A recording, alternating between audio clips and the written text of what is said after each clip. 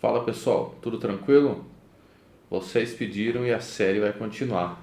Então faltou um recurso realmente que muitos observaram aí, que é a utilização de rotas de API. Tá? Então eu vou fazer um vídeo complementar aqui para mostrar para vocês como é que a gente pode utilizar. Até então o sistema aqui está somente leitura. Né? Então ele carrega informações do banco de dados, a gente tem a navegação e tal, mas a gente não tem nenhuma forma de escrever dados no banco. Né? Então o que a gente vai explorar no vídeo de hoje? Essa parte que fica aqui, ó, as rotas de API. Tá? Então o Next ele se comunica em duas vias, né? A via com que ele envia dados para o usuário, para o cliente, vocês já viram, que são aquelas páginas com propriedades e tal. E nós temos também a possibilidade de enviar dados reversos, né? Então, ou seja, o usuário enviar coisas para o servidor, né? Isso aqui é feito através da forma de API, tá? Então, nós vamos construir uma pequena rota aqui, olhando a nossa documentação, tá? Ela está em JavaScript aqui a documentação, mas nós vamos fazer em TypeScript, né? Então é só isso que muda, beleza? Então eu vou criar até com o auxílio do Insomnia aqui para a gente testar essas rotas e talvez depois a gente integre ela com um formulário, alguma coisa assim, tá? Então vamos lá. Usando esse exemplo aqui mesmo do próprio Next aqui, né? Eu vou só copiar ele aqui e colar, chamando isso, por exemplo, nós estamos com computadores, vamos fazer uma forma de registrar uma nova marca, que é uma das partes simples do banco, né? Então, eu vou criar aqui uma subpasta, Brands, e ali dentro eu vou colocar uma rota chamada Create, tá? Então, assim, tem várias formas de você trabalhar com a nomenclatura de rotas aqui do Next, tá? Você pode seguir aquele padrãozinho do REST mesmo, né? Que é criar os recursos dentro de páginas com os IDs e tudo mais, né? Então, por exemplo, brands/1/create, não sei o que, não sei o que. Dá para seguir todo aquele padrão que os frameworks adotam, né? Só que ele não tem nada pronto, né? E o Next, ele recebe requisições todas no mesmo handler, tá? Isso daqui é uma coisa que é diferente da maioria dos frameworks. Por exemplo, no Express lá você vai criar post, get, put, delete, enfim, né? Todos separadinhos e tal, né? Você consegue passar uma rota em string com alguns chaveamentos e substituição de parâmetros ali. Você consegue definir uma rota e um controller que vai tratar aquilo, né? Aqui não. Aqui o nosso roteamento é feito por file system, né? Como vocês já viram. Então eu não tenho como, até tem, dá para parametrizar os nomes dos arquivos, mas não fica muito prático. O que dá para fazer aqui, pessoal? Dá para a gente criar uma nomenclatura que, inclusive, eu vou mostrar as duas formas aqui, mas eu já vi bastante uso, né? Que é usando o próprio arquivo, né? Como um handler. Então, por exemplo, deixa eu fazer aqui um exemplo bem trivial. Eu vou deixar como index isso aqui e vamos tentar executar essa rota. Só vir aqui no Insomnia, criar uma request aqui. Vai ser um get mesmo, localhost 2.3000, que é a porta, /brands. Vamos ver o que ele executa aqui. Acho que ele não vai encontrar. Vamos tentar o /hello. Tá, é /p. Tá. Então ele retornou aqui, né, o John Doe, né? Eu vou colocar aqui só brands para a gente ter certeza que é a nossa rota de API, né? Então, todos os arquivos que a gente cria, eles ficam API barra o que você criar, tá? E aqui tem um detalhe. Se eu executar isso como um post, por exemplo, funciona.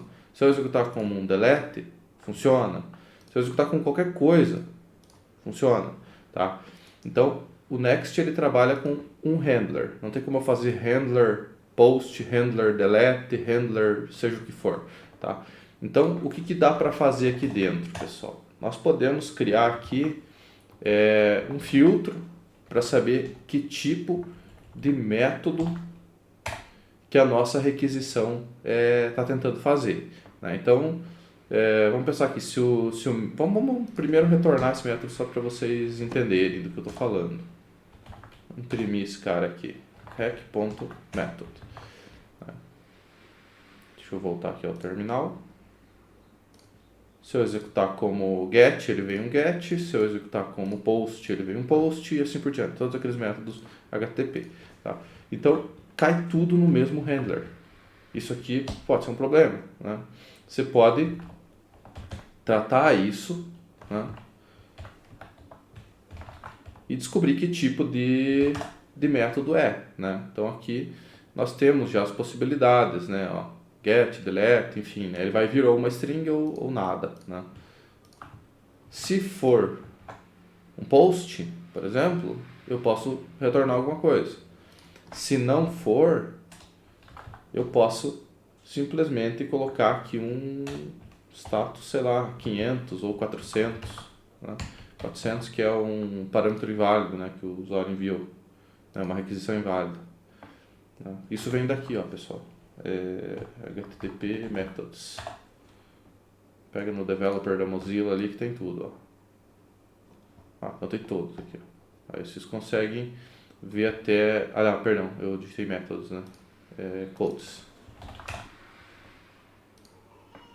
Então aqui nós temos respostas válidas, inválidas, direcionamentos, né? Erros de cliente, que são os 400 alguma coisa, erros de servidor, que são os 500 e alguma coisa, né? Então aí você pode observar melhor o que se enquadra, né? Tipo, usuário não autorizado, 401, né? Tem mais alguns interessantes aqui, o 404, que é bem famoso, né? Que o recurso não existe e tal. Então isso daqui vocês podem dar uma olhada para ver o que se enquadra melhor no tipo de erro que você quer representar, tá? Então vamos lá, eu vou retornar aqui um 400, que é bad request. Simplesmente o usuário fez uma requisição com uma sintaxe inválida ou não enviou os parâmetros da forma correta. Então vamos lá. Se eu mandar um post aqui, deu 200. Se eu mandar um get nessa mesma URL, ele não vai nem tratar, né? Eu tenho que dar um end lá, se eu não me engano. Ele vai dar timeout aqui, na verdade. Tá? Então a gente consegue detectar o tipo de método e aí fazer os tratamentos, né? Ele tem até alguns helpers aqui, né? Status code, deixa eu só ver qual que é o que finaliza. Tá. .json para mandar alguma coisa, né? Ou .send. Deixa eu ver se ele tem algum que finaliza. Aparentemente não. Então assim, só para ele não dar timeout, né? Então retorna alguma coisa que poderia ser até um error bad request.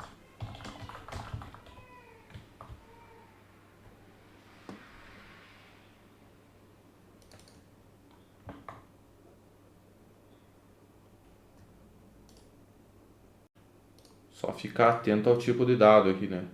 Ele não está tipado o error aqui, né? Então a gente precisa ter alguma coisa aqui, né? Então o tipo de response dele pode ser isso aqui ou nulo, por exemplo. Que aí eu posso mandar nulo aqui, eu acho. Então ele não manda nada. Então depende do tipo de response que você quer que a tua API retorne, né? Que tipo de resposta. Então ele pode retornar alguma coisa ou não. Vamos fazer o teste aqui. Deixa eu parar aqui, que isso aqui ficou em timeout eternamente, né? Então retornou nulo, bad request.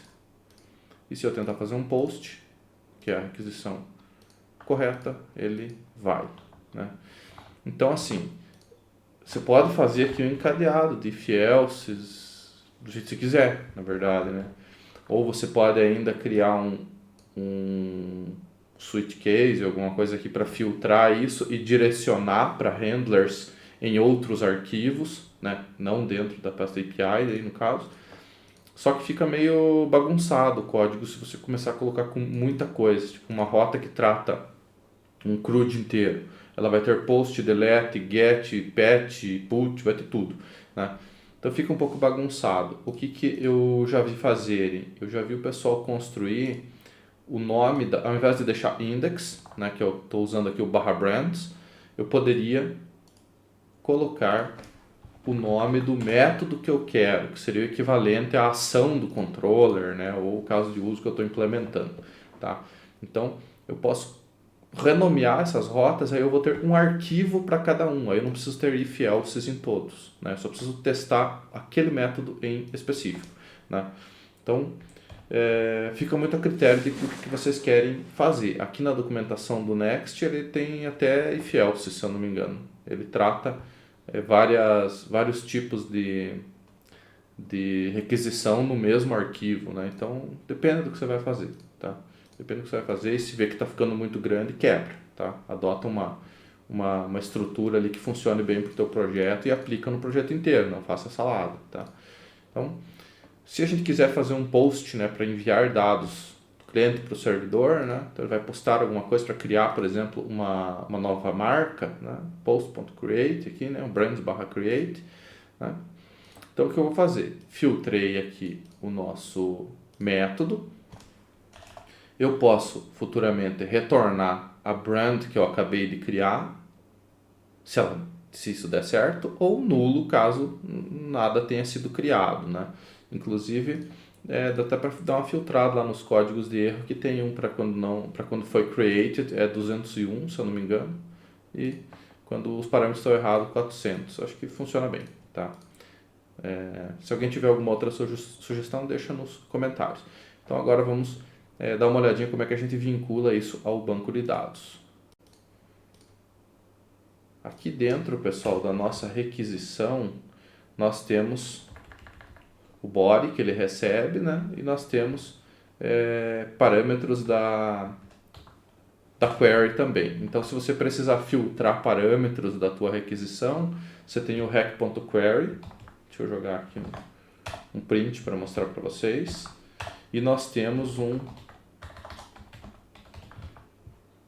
rec.body que vai receber efetivamente os dados que o usuário enviar, no caso de um post, por exemplo, um put, o delete não leva, né, mas o post, o patch e o put leva.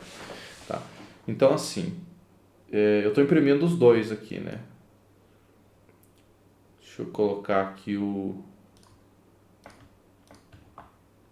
salvar ele. Agora não existe mais o /brands, então é /brands/create. Então vamos dar uma olhadinha o que veio aqui. Erro. Cannot set handlers. Vamos dar uma olhadinha.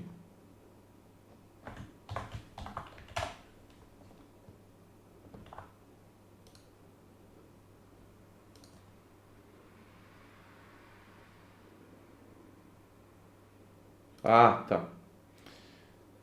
Um detalhe bem importante. Isso aqui não finaliza a nossa requisição. Então eu já dei um res.status e aqui eu estou tentando fazer isso de novo, né? Então não é um return, né? Não é um comportamento que você executa uma coisa, finaliza e a função acaba ali, né? Então eu preciso de um else aqui ou pelo menos um return ali para fazer cancelar, acabar esse handler. Então só botei um else ali para ou acontece sucesso ou não, tá? Então tá, aqui a gente não conseguiu nem ver o que aconteceu, né? Porque não veio nada na nossa query. Então se eu colocar aqui, sei lá, test igual a 1, 2, 3, ele é um request param, né? Um query param, perdão. Então ele chega como aqueles parâmetros antigos lá que o pessoal utilizava para filtrar coisas através da URL. E se nós enviarmos um body JSON, ele chega na linha de baixo. Vamos colocar aqui teste 2, ó. 1, 2, 3, 4, para ter certeza que é diferente. O JSON ficou inválido. Então, olha só. O query params é a requisição da URL, tá? E o body params é o corpo da requisição. E é ali que você envia dados em um post, tá? Então, geralmente você não envia por aqui, você envia pelo body. Beleza? E fora isso, a gente pode ainda acessar headers.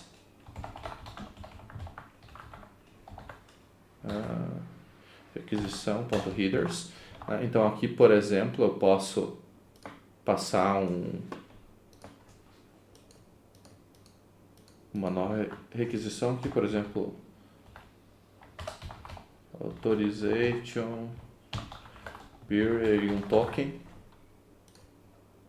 Olha só, ele chega a todas as minhas headers da requisição, né? Então que tipo de aplicação que ele está buscando, qual que é o token e tudo mais, né?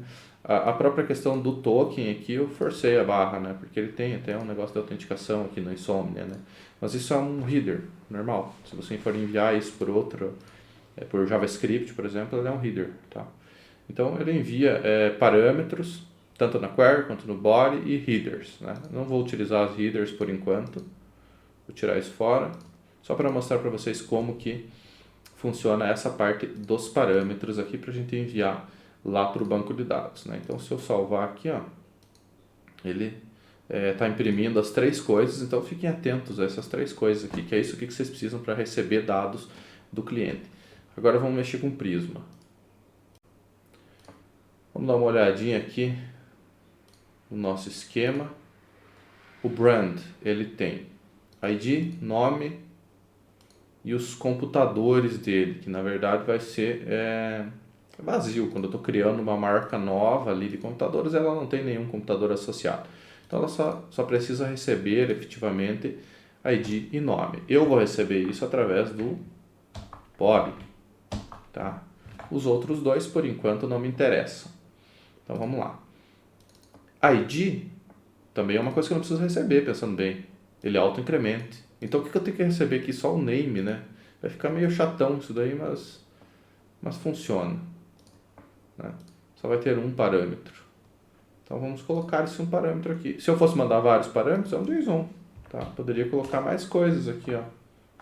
O nome da brand, que vai ser, sei lá, positivo. Tá? Poderia enviar vários parâmetros. Tá? Eles chegam todos certinho aqui, né? Do outro lado, né? E aqui a gente precisa fazer um filtro, porque o usuário pode ser sacana, ele pode tentar mandar coisa que não deve, né? Então o que normalmente a gente faz, tá? Dá para colocar um try catch para evitar problemas, né? Eles até sugerem aqui, ó, você colocar um try catch que retorna um JSON ali, né? No caso, se funcionar ou se falhar, tá? Então o que eu vou fazer? Dentro aqui da minha requisição, eu vou colocar eu posso fazer as duas coisas aqui, ao invés desse if else aqui, eu poderia até colocar o try catch aqui em volta, né? Que qualquer coisa que aconteça errado seria um bad request, né? Apesar que dá pra... não necessariamente é erro do usuário, né? Pode ser que aconteça algum outro problema, que tipo o banco de dados está offline, né? Aquele banco gratuito que a gente está usando, ele tem um tempinho para dar load lá, né? Então às vezes a primeira requisição falha. Então nem sempre é erro do usuário para a gente retornar um 400. Então vou fazer o que eles estão falando aqui, ó, try catch com 500 aqui, né? Dentro da minha requisição. Então filtrei, descobri que é um post mesmo que ele quer fazer, né? Então eu vou, primeira coisa, deixar tudo seguro. Vou colocar um try, que qualquer coisa que aconteça de problemas ali não quebra o resto da minha requisição. Vou colocar um catch aqui, que vai receber um erro. E aqui vem um detalhe importante, tá? Esse erro aqui, ele tem um message aqui, tá? No nosso caso aqui não está aparecendo porque é TypeScript e ele não está tipado, né? Está com unknown ali, né? Mas ele tem um message. Você poderia fazer isso aqui, ó.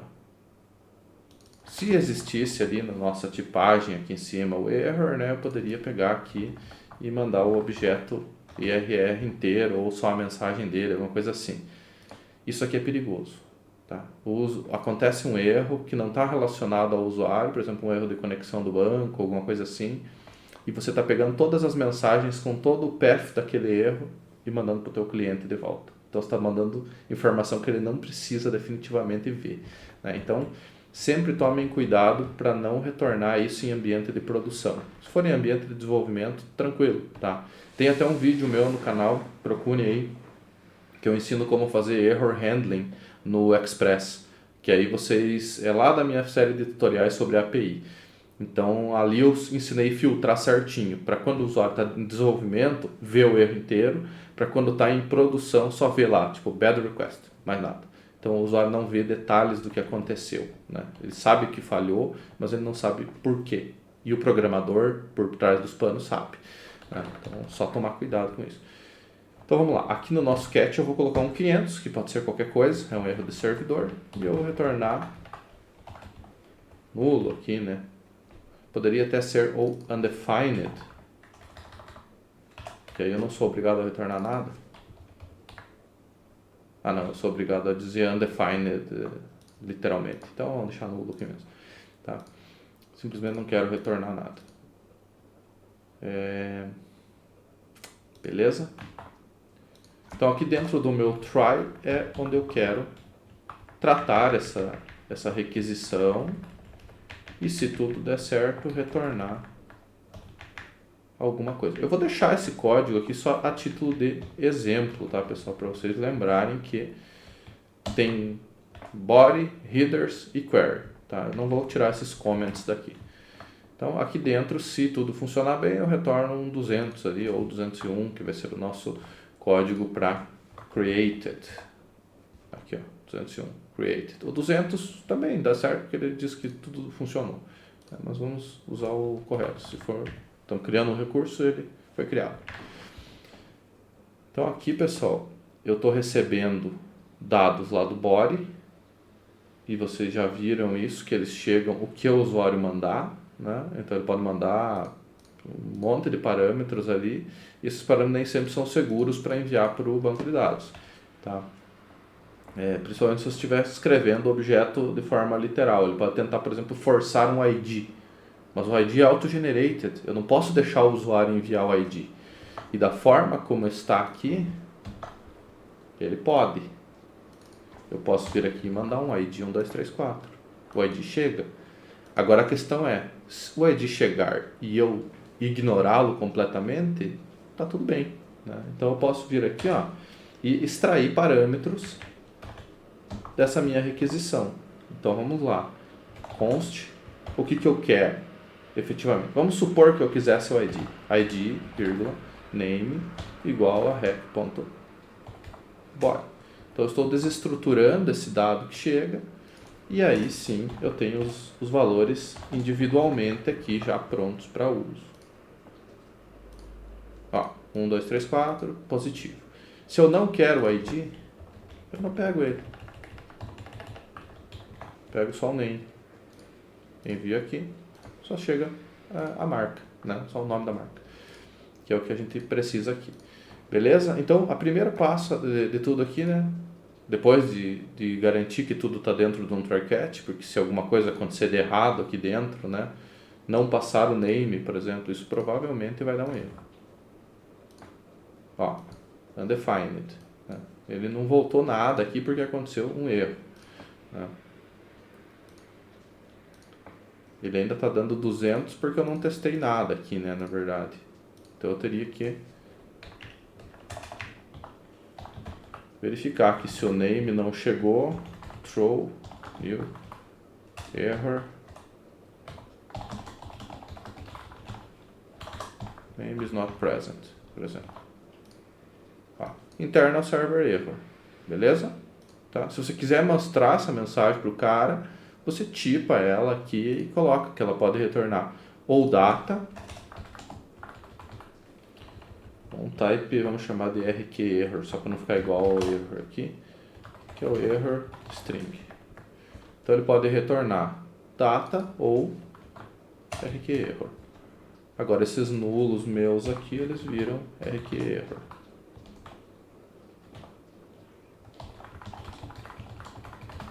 Internal server error, para o cara não saber o que aconteceu. E aqui, error bad request. Tá? Então só estou floreando um pouco aqui o que a gente já tinha feito. Agora não retorna mais nulo, agora chega um negócio mais bonitinho. Ó. O usuário consegue pelo menos ter uma noção do que aconteceu. Tá? Se eu quisesse, ainda poderia aproveitar essa variável IRR aqui, ó, tipá-la aqui, porque eu estou mandando um error mesmo, né? Então pode ser tipo error Deixa eu ver. Na verdade, teria que procurar um tipo de erro bem específico.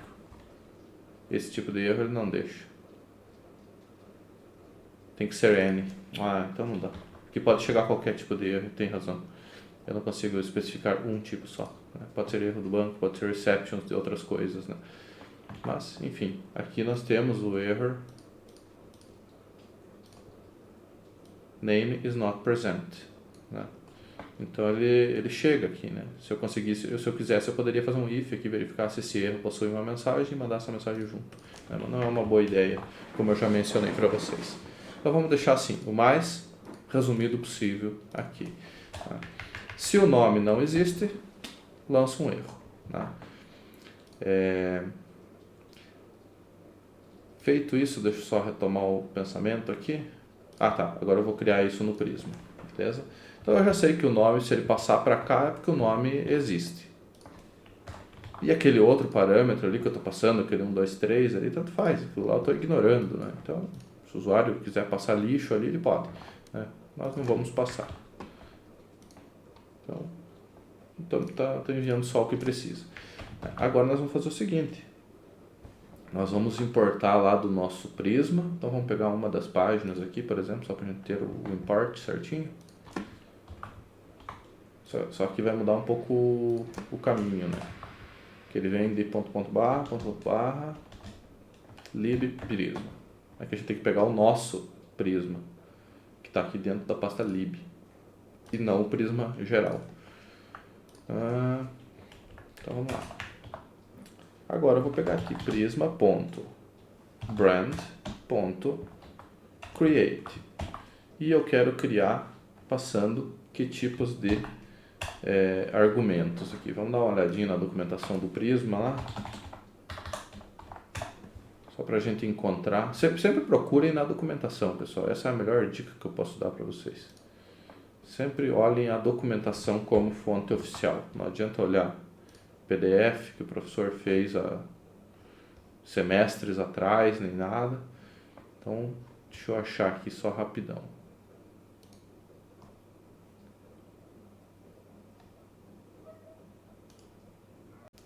Nem demorei tanto, só tive que clicar aqui no Prisma Client, né, na documentação, para ver o que ele gera. Tem um exemplo aqui do Create, né? Então ele passa data. E aí dentro do data ele passa as coisas que ele quer utilizar. Né? Então, aqui nós temos já o data.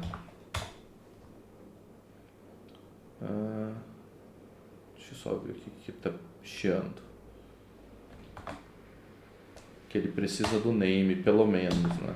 Então, um Ctrl espaço aqui ajuda, viu? Que ele traz o resto dos...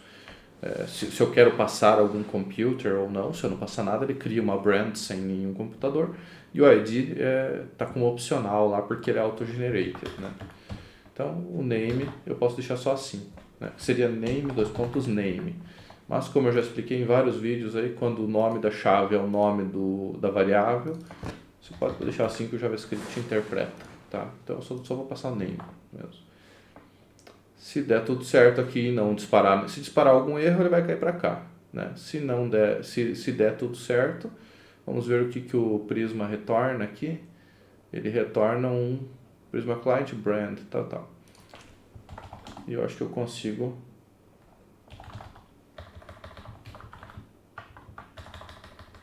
deixa eu ver aqui, created brand await, porque eu acho que isso aqui é assíncrono.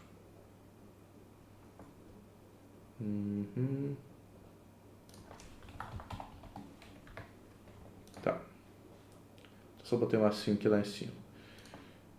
E agora nós temos um objeto do tipo brand, que é o created brand, né? Ou algo que eu queira retornar aqui, né? Então o que eu acabei de criar? Ele está dizendo que o data é um string, né? Mas eu quero retornar, ao invés do data, eu quero retornar o objeto que acabou de ser criado no banco, né? Então eu só preciso modificar aqui para que ele retorne, em vez do type data, que ele retorne uma brand, que é o tipo de dado que vem lá do Prisma Client, ou um erro, que é o nosso RQ Error. Beleza? Então, ó, criei no Prisma, se der tudo certo, ele retorna o status 201 e um JSON, que é o próprio objeto que ele acabou de criar. Vamos torcer que dê tudo certo.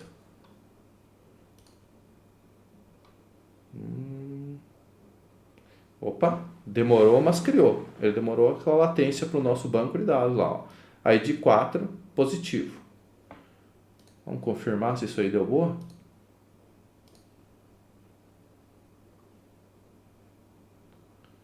Ah, ele está com cache isso daqui.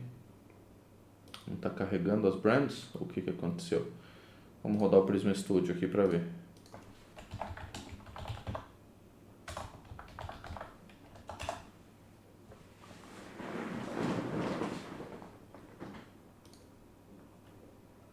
Tá aqui, ó, positivão, ó.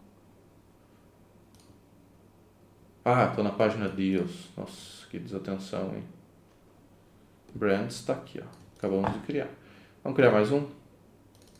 Essa aqui, qual que já tem aqui? Dell, Acer, de novo, positivo. Vamos criar HP. Enviei, ID 5, HP. Tá aqui. Então, show de bola. Eu vou finalizar o vídeo por aqui, pessoal, e depois a gente faz uma form para estilizar isso e fazer isso via client-side. Ele já está client-side, né? Ele é uma rota de API que eu faço um post. Né? Beleza, pessoal? Então é isso. Valeu!